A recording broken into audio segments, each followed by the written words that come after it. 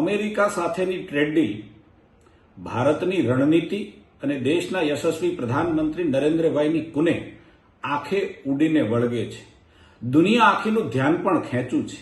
ખેડૂતોના હિત માટે પાછીપાની ન કરી અને ખેડૂતોનું કોઈ પણ હિત ન જોખમાય એની બાંહેધરી પણ માનનીય પ્રધાનમંત્રીશ્રીએ આપી છે અને દેશના વાણિજ્ય મંત્રી પિયુષ ગોયલે સ્પષ્ટતા પણ કરી છે. ત્યારે કેટલાક લોકો ખેડૂતોના નામે અપ્રચાર કરી અને પ્રજાનું ધ્યાન અલગ જગ્યાએ ખેંચવા માંગે છે.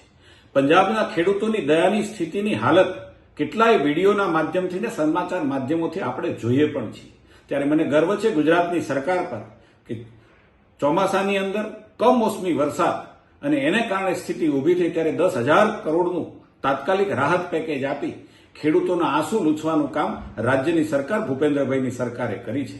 આજે ખેડૂતોને એની મુશ્કેલીમાંથી બહાર પણ લાવ્યા છીએ અને ખેડૂતોને પોતાની જે જણસ છે એનો પૂરતો ભાવ પણ મળે છે. એટલા માટે રાજ્ય સરકારની ખેડૂત પ્રત્યેની નીતિ એ આજે પારદર્શી નીતિને કારણે ખેડૂત ક્યાંક સંતોષના ઓડકાર પણ લઈ રહ્યો છે.